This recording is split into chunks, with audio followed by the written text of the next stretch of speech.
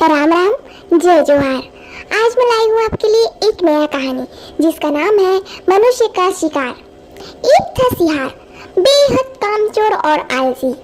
दिन भर अपनी मांद में पड़ा रहता था। उसकी पत्नी भी परेशान थी।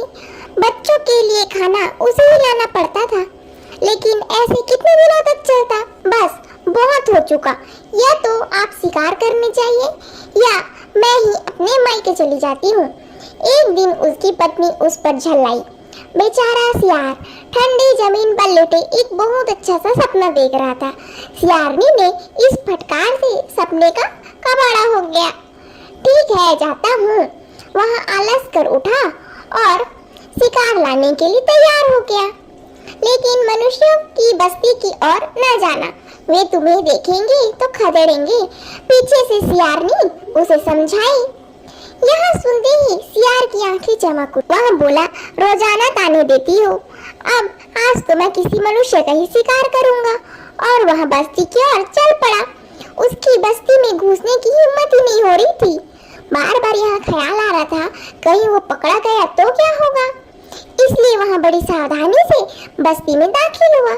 जब उसे महसूस होता कि खतरा टल गया, तभी वह बाहर निकलता था।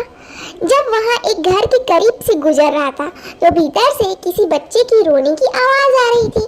वह वहीं छिपकर सुनने लगा कि घर में कोई है या नहीं। कमरे में माँ और बच्चे को चुप कराते हुए बोल रही थी, चुप हो जा, नहीं तो मैं तुझे सियार के मांद में रखाऊंगी। लेकिन बच्चा था कि चुप होने का नाम ही नहीं ले रहा था। सियार यहाँ सब सुनकर खूब खुश हुआ। वह शिकार तो खुद ही मेरे पास आने वाला है, फिर मैं भला यहाँ क्यों खड़ा रहूं? जाऊं मांद में जाकर आराम करता हूँ। यह सोचकर वह अपनी मांद में लौट आया। अरे, इतनी जल्दी ही लौट आया, शिकार कहाँ है? उसे देखकर हैरानी के साथ सियारनी ने पूछा। शिकार पीछे आ रहा है, आज मैंने एक मनुष्य का शिकार किया है। सियार ने अपनी सेखी भगाड़ते हुए कहा। सियारनी को बात समझ में नहीं आई।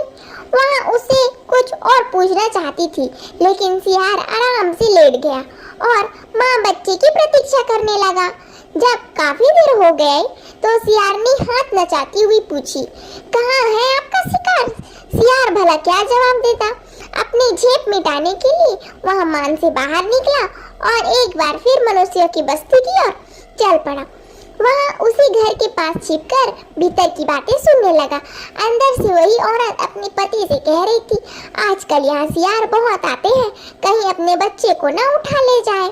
आप जरा बाहर देख आइए कि कोई सियार तो यहाँ नहीं आ धमका है। मैं अभी देख कर आता हूँ, आदमी ने बोलकर दरवाजा खोला।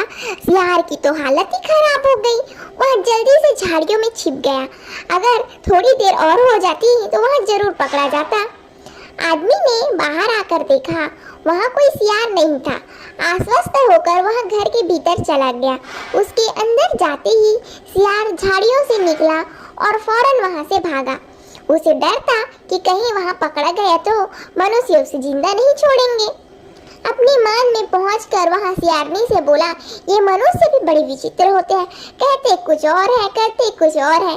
क्या मतलब? सियारनी ने पूछा तो सियार ने उसे पूरी घटना सुना दी। यह सुनते ही सियारनी पेट पकड़कर हंसने लगी। बोली, आप केवल आलसी ही नहीं, बेवकूफ भी हैं, जो मनुष्यों की बातों में आ गए। अच्छा हुआ जो उनकी नजर आप पर नहीं पड़ी, वरना वो आपको नहीं छोड़ते। सियार को भी अपनी बेवकूफी पर हंसी आई। वह फिर कभी भी उस बस्ती की ओर नहीं गया। कहानी पसंद आए तो वीडियो को लाइक, चैनल को सब्सक्राइब और प्यार प्यार कमेंट कर दीजिए।